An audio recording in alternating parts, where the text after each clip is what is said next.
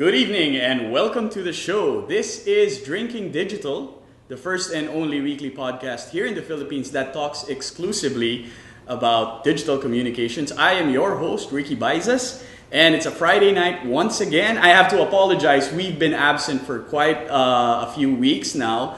I've been out of the country, and this is episode 18 of Drinking Digital, and we are streaming live from Beyond the Box here in One Rockwell. Beyond the Box is a premium Apple reseller here in One Rockwell.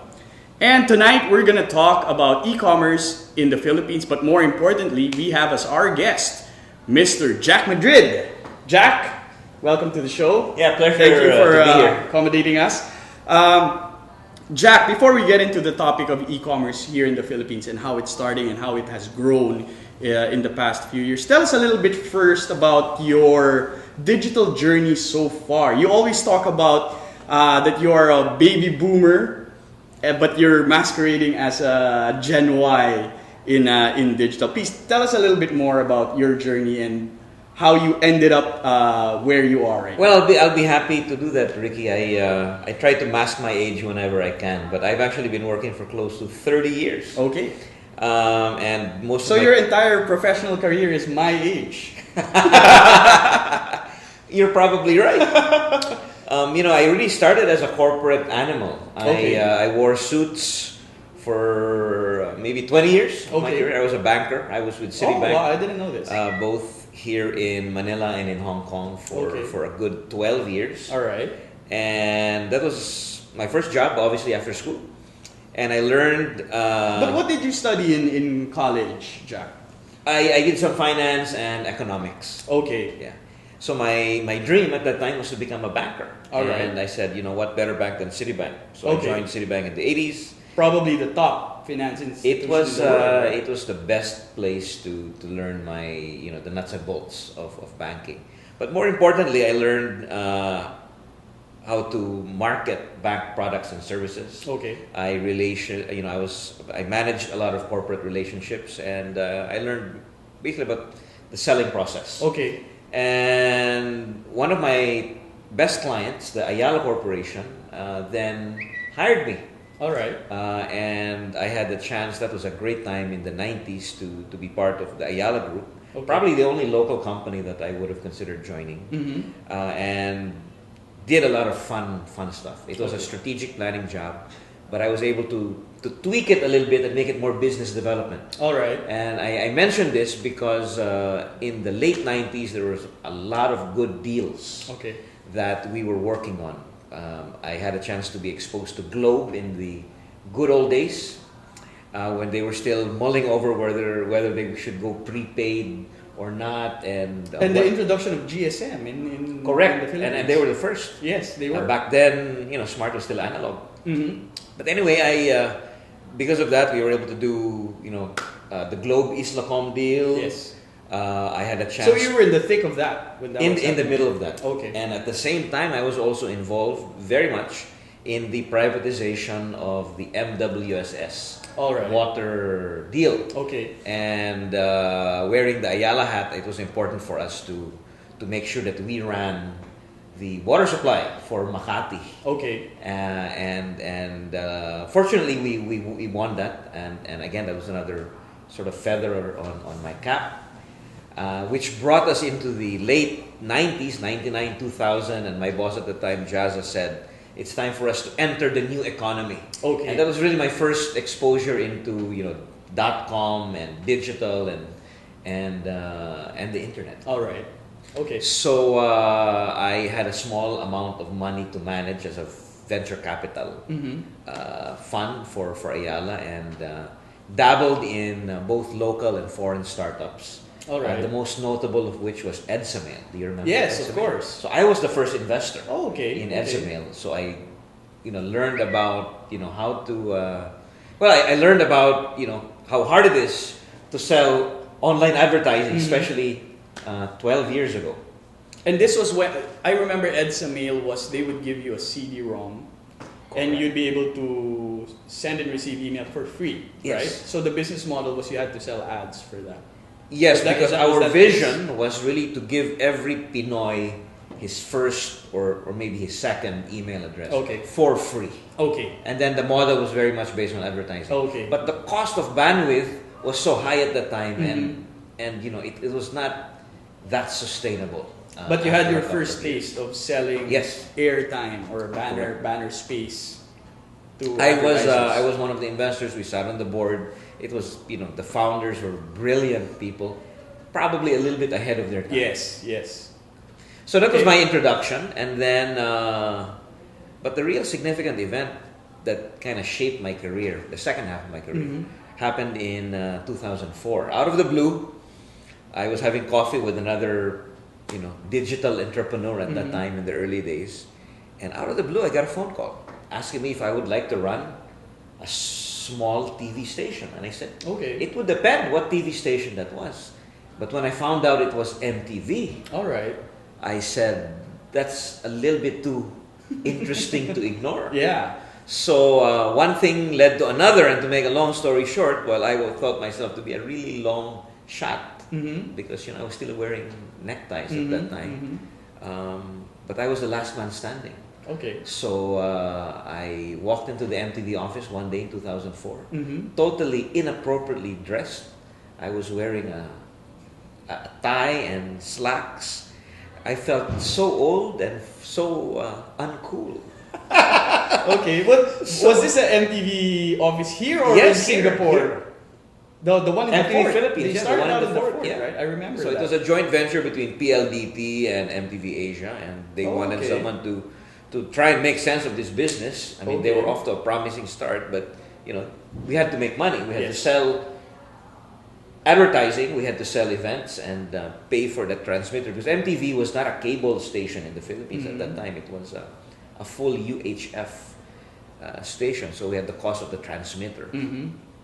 But anyway, But you got the job and I got the job. you were and- the president. Yes, I was okay. the country manager for Okay. MTV for 2.5 years. All right. I had to buy a new wardrobe first because I did. Hence did the own transition t-shirts. to this I'm very trying. cool shirt that you're I'm wearing trying, now. yeah. So, but it was the best move of my life. Looking back Okay. at my career, that was the real leap of faith. Okay. It From was finance to broadcasting. Okay. doing something that I was not equipped to do, making sense, reinventing myself. But the most important thing, which I'm still making use of today, was really my learning of how to capture the hearts and minds of young Filipinos, the Okay. Generation Y. All right. And I learned that, unlike people my age, who could only do one or two things at the same time, these people were born to multitask. Mhm. Their attention spans That's were right. different, and you can't hard sell them. Mm-hmm. So to get their hearts and minds, to inform them, to send messages to them, you had to entertain them, Yes. and you had to do something that they hadn't seen before. Okay. So that was the whole trick of MTV. All right. So we mixed on-air content with on-the-ground content. Okay. So that was the beginning of my understanding media. All right. Now, fast forward to 2006, a lot of gigs, concerts, rock events, and VJs through that period. I got intrigued with what was going on in the BPO industry. Okay. Because All right. at that time, the Philippines was the sunrise. It was a sunrise industry. 500,000 Pinoys already working there. And I said, you know what, this could be the future of the Philippines. Mm-hmm. So maybe I should look into it. And I got another phone call asking me if I would like to run the Dell call center Okay. in the Philippines. Mm-hmm. Take over from the expats that had built it. All right. So I said, that makes sense. So Dell, you're already getting into the almost A like little the, bit. the little internet bit. space. Yes. Right. Okay. Because at that time, internet penetration was big, and the people who were the most tech savvy were the people running tech support Mhm. for Dell, and we were able to hire the best and brightest of technicians. It was not your regular call center Mhm. agent. These people were pretty technical. Yeah. They knew what software and what all these American customers of Dell were doing with their laptops Okay. and desktops. So anyway, to make a long story short, I learned a very important lesson in Dell. Okay. I learned managing people on a large scale. We had 1,200 people, Wow. 24/7. All right. I also learned all the possible excuses for being absent and late to go to work, which has served me well. What was the biggest lesson though? I never in knew. managing I 1,200 people. What's the biggest insight? You know what it was? I'm convinced that Filipinos are the best agents with the best listening skills in the world. Okay. Okay? Well, that comes with our very accommodating Yes. nature, our patient nature. Unlike our neighbors in the subcontinent, which I Uh-huh. will not name, we don't really like to argue much. Yeah, we're not very So, confrontational. yeah, and the customer is always right. Yeah. And by the way, we're pretty damn good technicians. Mhm. We're very technical. So it's a good mix. Yeah. But what I learned was managing people that were not directly reporting to me, Mm-hmm. but really getting to know the 2 downs and the 3 downs. Okay. Because your physical presence, since I was running the facility, was really, really important. And just knowing that you were there, you actually cared about what they were doing. You actually listened to some of the calls that they were, or problems that they were trying to resolve. And if you even knew their name, then you would be a rock star. Okay. So one of the things that I tried to do was to remember everyone's name. Okay. And that was like the best thing. And until today, they'll never forget, Jack, you were the only one who remembered my name. Mm-hmm. So I learned the value of a one-on-one relationship. Mhm. And it was like a religion to me. All right. I would have one-on-one meetings with 2 downs and even 3 downs. And so, good management skill to Okay. have. And I also learned the importance of listening. Mm-hmm. Because at the end of the day, and you're one of the best marketers, Ricky, in the country. You know this. Customer service Yes. is one of the most integral parts of marketing. That's true. So that was That's the true. lesson that I really took away. But working at night, Took its toll. 2 years took Yeah. its toll on my health. And possibly on your family life. Yeah, Yes. because what I would do, we had happy hour at 6 a.m. Mm-hmm. Yeah. But to be with my family, I had to flip back. Yeah. So on Friday night, I would try to go home a little bit early, literally at early like 3 a.m. while it was still dark. Attempt to sleep by 4 And try to so that I stay could up. wake Yeah. up at 10 a.m. with my kids. And stay up. And for the stay entire up, weekend. live a normal Yeah. weekend. But only to go back. only Monday. to be to be sleepless on a Sunday night, Yeah. right? Because you're used to being awake. Okay. And then Monday was like a weekend. I had nothing to do because I was still free. Yes. But then guess what? Midnight on Monday, I was sleepy. Mm-hmm. So 2 years of that, it was tough. So I got another phone call All right. in 2009 saying, guess what? Yahoo's opening an office here. Okay. I said, hallelujah. I wanna There was your. I wanna exit. go back. Could be your I exit. wanna go yeah. back into media and I Okay. wanna work in the daytime again. Mm-hmm. And what better brand to do that than with Yahoo? Yeah. So again, to make a long story short, I signed up. Okay. and This was pretty recent though, right? August 2009. Okay. Okay. And in fact, talk about IMAP. My second day at work was the 2009 IMAP Summit. Okay. So that was sort of my semi-introduction. I began interviewing people during the IMAP Summit because I had to build a team. And I was 2009 seems like yesterday, I know. right? But it's I know. 3 years ago already. Okay. So it was a great introduction to digital, to online advertising. Building the team came very naturally. I was able to put together a pretty good editorial team and eventually an advertising sales team, and one of the most successful Yahoo offices in Southeast Asia. And also by the time the penetration has grown It's growing. significantly, marketers were more receptive to People online had ads. stopped asking the question Yeah. what Yes. or why. They were already asking the question, okay, Jack, how do Yes. we do it? So it was the right time. Okay. And now, multiply. Yeah, and this one was a bit of another leap of faith because when I got the phone call, I said, you know what? Are they even still around? And I said, but Facebook has taken over the world. Mm-hmm. there's no more room for another social network. So why? And from Yahoo, and I was happy there. Why would I even bother?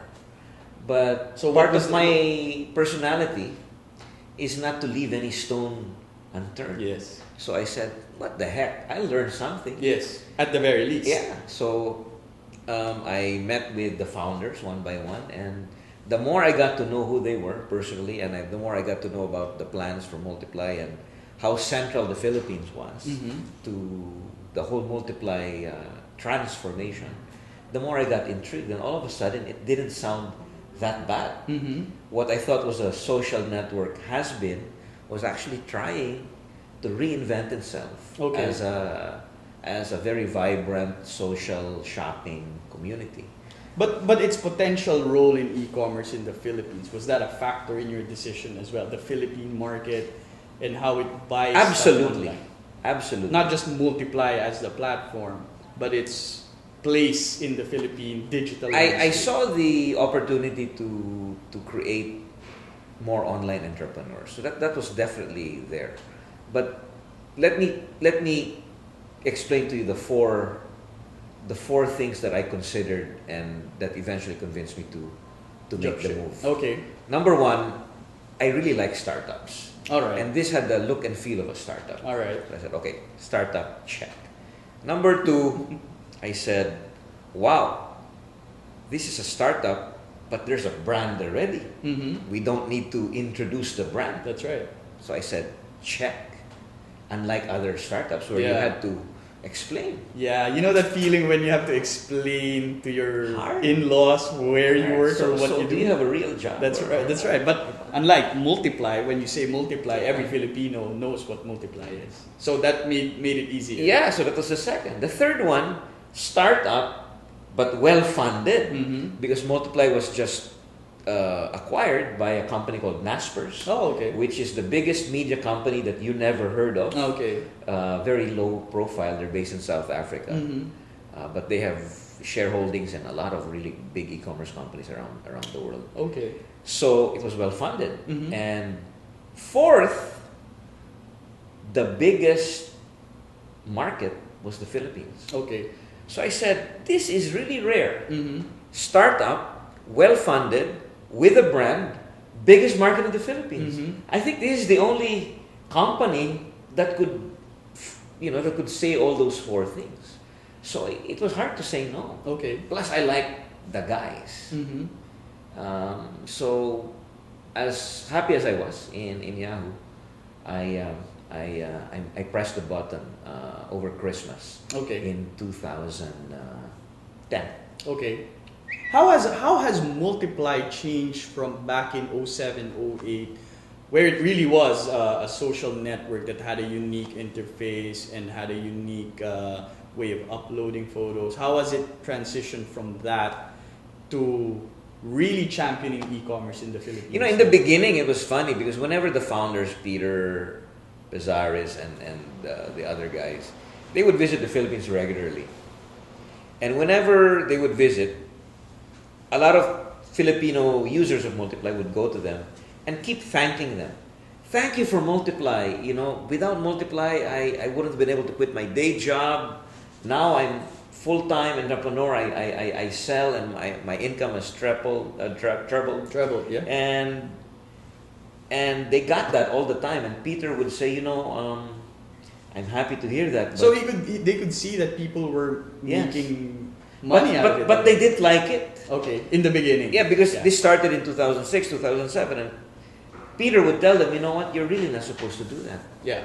It's against our terms of service. We're a social network. You're not supposed to engage in any commerce.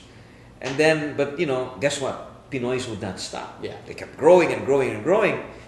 And the Americans just gave up. They said, this is some kind of Pinoy aberration, pare. I mean, only these weird Filipinos are doing this. Friendster was a Pinoy aberration as well.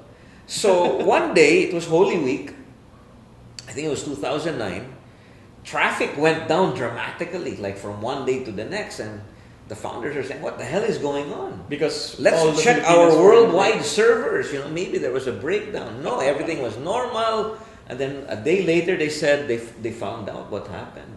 It was Holy Week in the Philippines. Everybody was on vacation. Yeah, nobody was online. Then they realized, wow, there's something going on in the Philippines. They're doing something there, and it's our biggest market. Okay. And then Facebook at that time had already taken over. And then they said, what the hell are we going to do now? So luckily, Naspers found Multiply. They got on the radar screen. They were familiar with the Philippines because Naspers had already bought Sulit.com. Okay, all right. So that was their first Philippine their investment. foray into the Philippines. So they were pretty happy with Sulit. They knew the Philippines was becoming a vibrant marketplace. And then there was this Multiply thing. Headquartered in Florida, biggest market in the Philippines, second biggest market in Indonesia. So they bought majority stake in Multiply. But they had the founders of Multiply had already decided to make that shift before Naspers came into the picture. More practically, they needed some funding to keep it going. Okay. Because there was not much revenue. Okay. But they had decided already that they were gonna. They were open to it. Okay. They, being founders, and these guys are brilliant computer scientists. Mm-hmm. They were very proud of what they built. In fact, talk about Google Plus. If you look at every single function of Google Plus, Multiply had it way back in 2004. Mm-hmm. Okay. They just maybe it was a little bit too complicated, So they were. It was a little bit hard for them to say, we thought those Pinoys were crazy. They turned our social network into a marketplace. Mm-hmm. But guess what? They were right. Which brings me to the fifth reason why I joined. So aside from the first four, where can you find an opportunity where your community of users have been telling you what you should be instead of the other way around? Yeah. Diba? When we were doing startups, Ricky, we were trying to convince the users what we were trying to do. But here, Pinoys had decided Multiply is e-commerce. Okay. So it was really being the right place at the right time. Naspers found it. They said, okay, we're going to buy the company. The money is going to be used to build an office in Manila. Okay. And to build an office in Indonesia. All right. And that's exactly what we've done since February 2011. Okay. And what is Multiply now? Because you hear a lot about a lot of numbers being thrown around of how many online changgets there are in Multiply. Some would throw around 12,000, 40,000. What's the real landscape like right now? When I joined Multiply, we had 55,000. Oh, okay. So it's even more registered merchants. Okay. Today, you'll be surprised, we have close to 120,000 registered merchants. However, that number, it's an impressive number, but not all of them are actually active. Mm-hmm. And not all of them have actually sold anything. Mm-hmm. Although they've registered their store name and they put their merchandise out there. But just a couple of thousand, several thousand, I would say, are active merchants. And at the end of the day, that's still a pretty big mall. Yeah. And those are the merchants that we are actively supporting. Okay. Which one would you say is the number one now? Well, our biggest sector in terms maybe of the top 10 or the few customers that you're really taking care of them and you give them all your support. We relationship manage a couple of hundred okay. merchants. But in terms of, let's talk about product categories. Our biggest category in terms of peso volume is electronics. Okay. And that's dominated by our number one merchant, Kim Store. And everybody buys their phones from Kim Store. Correct. In fact, when I talk about Multiply, they say Kim Store. Yes. And then not far behind is another store called DB Gadgets, which is in the same business. It's they sell cell phones. They sell mobile phones, laptops, cameras. So that's our biggest. But in terms of number of transactions, women's apparel, shoes, cosmetics are the big ones. Are there any strange merchandise that you see in Multiply? Yes, like maybe something that we may not even talk about on this radio show because this is a very wholesome radio show. But yeah, there are those. Okay. We can talk about that offline. But I recently found a replica sword of, the Kill Bill movie. Okay. Yeah, so there's a sword for sale. So people are selling samurai sword, Yeah. katanas on Multiply as well. Okay. So millions, literally millions of products are on sale. Okay.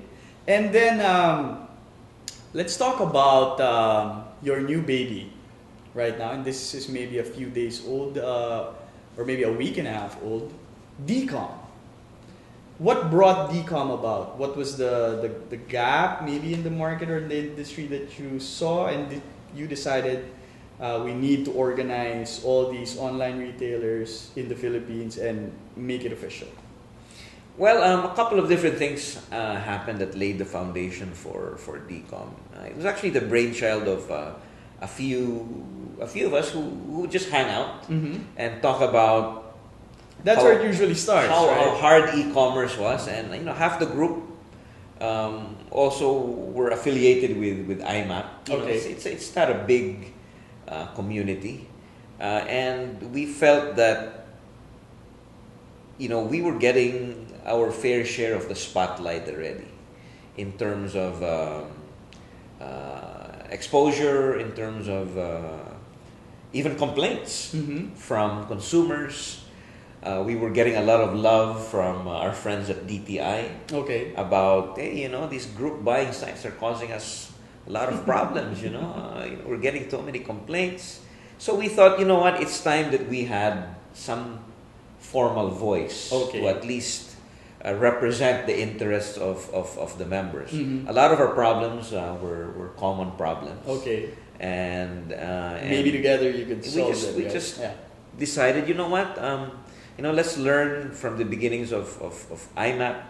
I think we think e-commerce is going to be even more complex because it's not just about advertising anymore. There actually, there's actual commerce going on. There's money changing hands, and people are. Some people are making money, and some people are losing money, and they're complaining. So we decided to lay the foundation of the first e-commerce association. Okay. So we thought that in our first year we would get a bunch of founding members, and today we're about 25 All right. founding members. We congregated in one coffee shop, and then we decided that okay, let's do this. Okay. And let's elect our first board. Let's make sure that each space in e-commerce is represented. So happy to say that not only are the e-commerce companies who are members, there's also the airlines, of course. Virtually all of the group buying sites are members. Okay. Some so it's not just limited to retail online merchants. No. Even the airlines are part of it. Yes. Okay.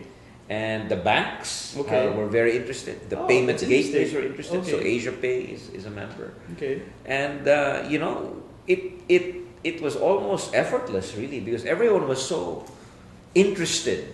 Because we're all struggling. Yeah. We're all struggling, and so security. We found security in being together. So in our second meeting, we elected the board, and I was fortunate enough, since I've been around a long time. People seem to know me. I seem to be the common link of everyone.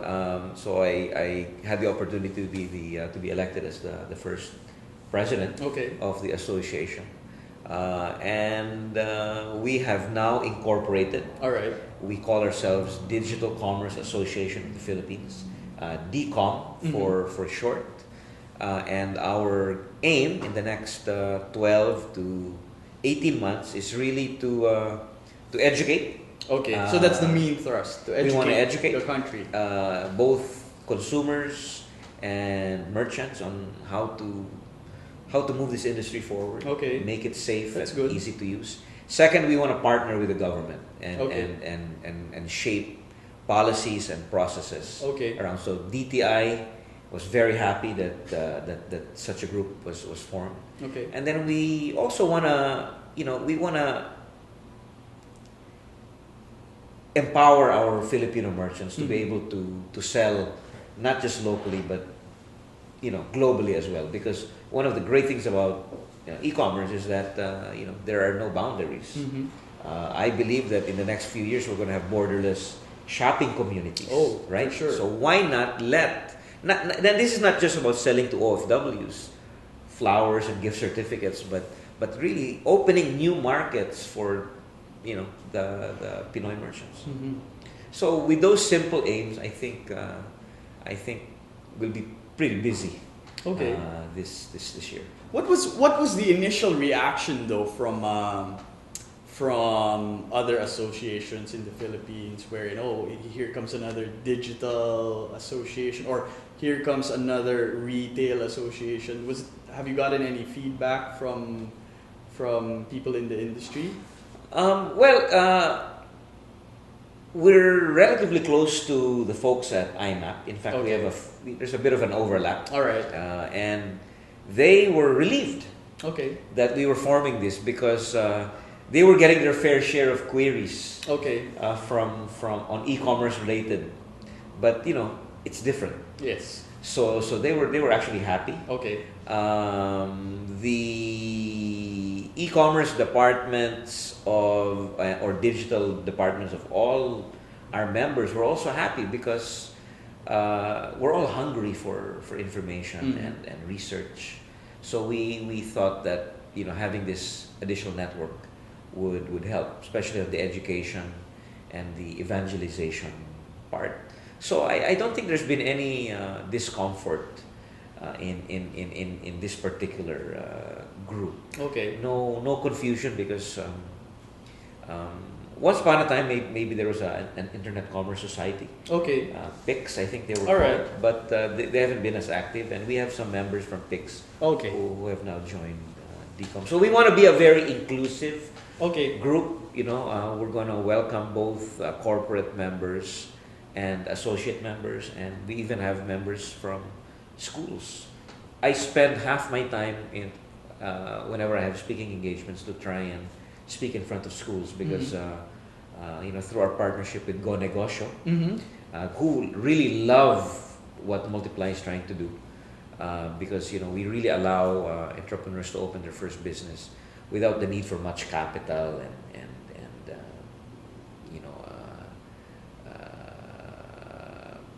having to invest in retail space and have to pay rent and all that. It's pretty. All you need is an internet connection. And That's right. And a camera and borrow a laptop, and you can really sell online already. So we've been received. We've been very lucky. We've been warmly received. Let's take a couple of steps back and go back to those retailers before who would contact the founders of Multiply and say, "Hey, thanks for Multiply, and it's allowed me to quit my day job and allowed me to earn some more money." Any interesting success stories where people's lives were turned around because they were able to do this, and now they're earning more, possibly? Have you had any incidents like that? The most well-known merchant is definitely Kim Lato Mm-hmm. of Kim Store.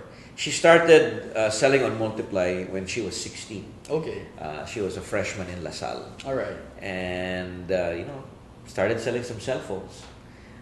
She's 22, and she made her first million after a couple of years. Okay. She's been an inspiration to most college students who dream of owning their own business. So she's one of our spokespersons. Okay, because you do need those stories, right, to inspire people that, hey, yeah, this can happen with a little bit of elbow grease and a little bit of gumption.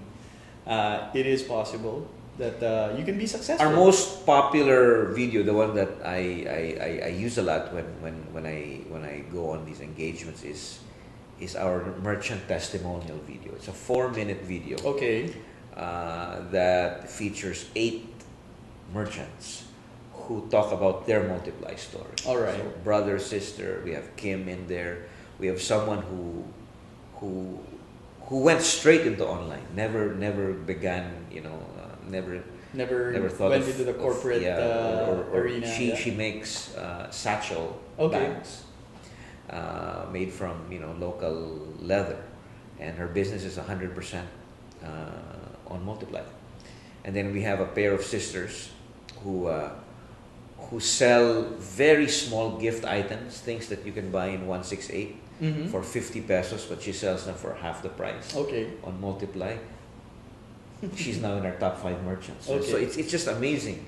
Filipinos, are the most creative and most interesting in terms of our ability to and our appetite to shop in the most unique shopping environments. Like we like bazaars, we like Changi, we like Green Hills, Exactly. we like 168. We invent Multiply. We don't go for orthodox shopping. And even the sari store, if you think about it, is a concept that's unique to. And the way we pay is also interesting.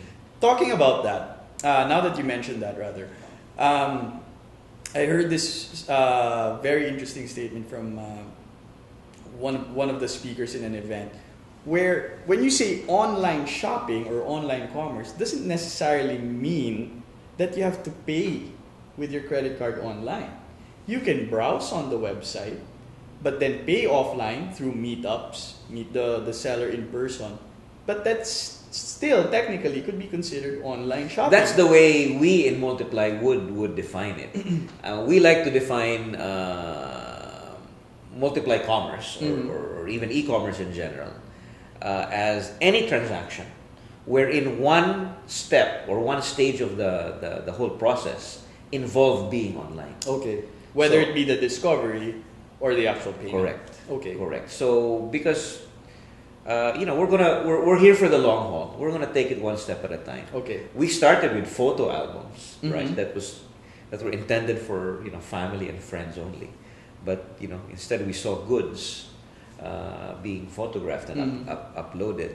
So what we've done since then, which we launched in May 2011, was really add 4 very important building blocks and functionalities on top of the photo album of the old Multiply, if you can call it that. Number 1, we built a shopping cart. Okay. So this allows a shopper to buy one piece of one good from one store, or multiple goods from multiple stores. Okay. So that's the first thing. Oh, I didn't know you can do this. There's a shopping cart. All right. Okay. Second, we provided the merchant with an upgraded photo album, which we now call a product listing. Okay. So it's still the old photo album, but instead of just a picture, we've added features which allow product information. Okay. Color, size, price, multiple photos. And they can determine the. Yes. Okay. So they control that. Okay. Interesting. And third, we have given, and this is the most powerful one, we have given our merchant a stock room. All right. A virtual stock room, as if they had a warehouse, as if they had an accounting system, as if they had an inventory management system that they run, and it's automatically updated whenever there's a sale. Okay. So if you bought a camera from Kim's store, Canon, it would subtract it one would from her stock. subtract it. Oh, Yeah. okay. And it would say, okay, Ricky buys us, bought one, owes us, he has a pending payment of 26,500. Okay. And when you would pay, actually in this case, you as shopper would pay Multiply, and I'll talk about payment gateways in a while. You would then pay Multiply, and Multiply will verify the payment, make sure it's legit, make sure it's really your credit card or your payment. And then we would credit the account of Kim's store, the merchant. And once Kim says, okay, my account has been credited, then she will ship. Okay. So we stand in between the buyer and the seller. So that's the stock room. Okay. Yeah, because from my understanding before, you really had to manually update it and say, okay, I only have 3 left of this. So now, outside you allow them Multiply. to load it up virtually prior to that, and then just subtract. So in one page, who owes you, what money has come in, how many units of iPads you still have. Okay. So it's Interesting. yes, and it's a free tool. Okay. The fourth thing is payment gateway. Okay. We started with PayPal and Alright. GCash. Mm-hmm. And then when I joined Multiply, we opened up relationships with both BDO and BPI. Okay. So it's a regular bills payment transaction. So you fill up a bills payment slip. The payee would be Multiply, and then you would just put the transaction reference number that you get once you complete your online shopping. Okay. Now, a lot of people don't mind going to the banks because that's what they did in the old Multiply anyway. The merchant would say, "Oh, just credit my account." Okay. But here you're paying Multiply, so there's an added level of I guess security. But the game changer for us was really when we introduced credit cards Okay. in the early part of December, and that really increased our volume, and it has been a big deal for merchants who obviously don't have the capability to accept credit cards. So it really made Multiply much more relevant to them. Okay. Was this additional payment gateway? So now we have Visa, Mastercard, and we're turning on American Express and JBC very soon. Okay. So, you were talking about all the group buying sites being part of Tcom. part of the Tcom. What's your take on brands or offline retailers coming into the space? Do you have that in Multiply right now? For example, It's a big part. It's a big part of our strategy. could a bench or a pen shop actually open a Multiply Absolutely. store using In all fact- your free tools? In fact, a big part of our future success will lie in our ability to attract brands Okay. into Multiply. All right. So you're working on that. It's a big part of our strategy Okay. because although we will never forget where we came from, Mm-hmm. our roots are in the long tail Yeah. of the Pinoy merchants, and they made us who we are, and we will continue to serve them. But there will also be, I think, huge opportunities before we get into mass adoption of Multiply for us to get brands in. If Okay. you were designing a mall, Yeah. you would have different kinds of stores, Mhm. and on the ground floor, you need to have the brand names. Mm-hmm. And then maybe you would have a certain section where you'd have the Changgit part. Mm-hmm. So that's kind of what we're trying to do. Okay. Okay. We've noticed also that this is really funny.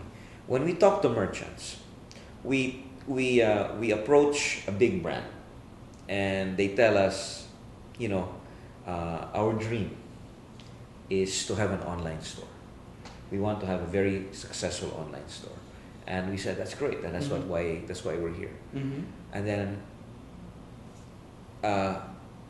we engage in conversations with our small merchants, Okay. those who have been with us, and they tell us something really, really interesting. They said, Jack, our dream is to have a physical store. So The other way around. it's the other way around. Okay. So I think there's room in Multiply for both. Okay. So we So you're the catalyst. we You're the one in the we middle. try to empower both, and one of the things we do is we still have significant traffic, and it's still growing, but we invest a lot of our resources in driving more traffic Okay. to our top merchants, Okay. and that's something that we also try to teach them how to do, because and you know this very well. It's all about traffic and, Yeah. and being searchable. Mm-hmm. So a lot of the education has to come from us, and that's also part of what Tcom tries to do. Okay. Okay. Before we say our parting words, Jack, your vision for Multiply, or what you hope to achieve in the next few years or in the very near future, is it increasing the number of merchants or increasing the money or the transactions that go through Multiply? What would you say your target is? That's a great question. My medium term dream is really mass adoption Okay. by Filipinos. All right. We want new shoppers to discover how easy it is to shop, how safe it is to shop in Multiply. On the flip side, we also want big brands Okay. to leverage on the Multiply platform. Why build a standalone e-commerce website when you're not sure if people will go there Okay. or not? As Now, opposed we to will not Multiply. run their store. We will train them. We will teach them how to be a good merchant online. But why not join the biggest mall where millions and millions of Filipinos go anyway? So so there's it's a two-pronged vision. We want to empower both the small entrepreneur and bring the big boys in. Mm-hmm. And at the same time, we want to we want to educate and help Filipino first-time online shoppers to discover the thrill and convenience of shopping in your pajamas. 24 hours a day. Why bother? Dressing up, Oh, I driving, know. making pila. Indeed. Putting up with poor customer service when you can have it from the convenience of your house. And we don't close. We're open 24 hours a day. Okay. Well, that said, Jack, please invite our listeners and our viewers to sign into Multiply. Tell them how easy it is and how they can do it. Also, if we have our online retailers out there, please inform them how they can join DCOM and share in this vision of yours. Great. Well, thank you very much for the time and opportunity to speak at this your podcast, Drinking Digital. I'm getting very thirsty, by the way, Ricky. But we are. It feels like we've been doing e-commerce for a long time, but I think my main message today is that we are in day one Okay. of Philippine e-commerce. So there has never been a more exciting time to be part of this space. So I really want to invite all of you guys watching this to join us on this exciting journey, whether as a merchant or as a shopper. We're in day one. Multiply.com, is here in the Philippines for the long haul. We want to empower entrepreneurs. We want to help you build your first online business. You don't have to give up your day job immediately, but start small. And we will teach you how to be a good merchant. Just log on to multiply.com or find us online, and we'll be happy to meet with you. Our merchant relations team, our customer experience team are really, we talk to customers and shoppers every day, so we're learning very, very quickly, and we're very motivated to share our knowledge with you, and which is also a big part of what the Digital Commerce Association of the Philippines does. So we only have 25 members right now, but we hope to expand our membership base. Please visit our website, dcom.ph. There's an online membership application form. We're very, very friendly, and we also like to eat and drink. So join us in our membership meetings. Thank you for this opportunity. Thank you, Jack. I learned a lot today. I didn't know that it was at that point already for Multiply. And I'm glad I was able to help you share this message. You should share it some more, though. And I'd be happy to support you. Maybe you should speak in the next IMAP open mic night. Somebody should nominate you. I love to talk. So this is a great message, and it's a great evangelization that you're doing. It's good for the Philippines. It's good for retailers out there. So thank you. Great. And I wish you all the luck and all the success in this endeavor of yours. I hope no new phone calls come in the very near future, because this is very important. Laying this groundwork is very important for the Philippines and for the digital landscape in the Philippines. So thank you, Jack. Yeah, thank you, Ricky. And thanks to Drinking Digital. And with that, we end another episode of Drinking Digital. This has been your host, Ricky Baizas, and we are streaming live out of Beyond the Box, a premium Apple reseller here in One Rockwell. Please check out our other episodes at battleaxenetwork.com, and also check out our other podcast, The Powder Room, in battleaxenetwork.com as well. We'd like to thank, of course, Mr. Miguel Olfindo, the man with the plan, and I'd also like to thank Mr. Kenneth Tan. Check out his portfolio at ken.ph. And we'll see you again next Friday for another episode of Drinking Digital, the first and only weekly podcast here in the Philippines that talks about digital communications. And the weekend starts in 5, 4, 3.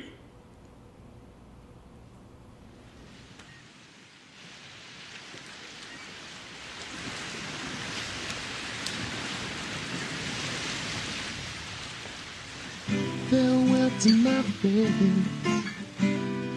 Thought I'd leave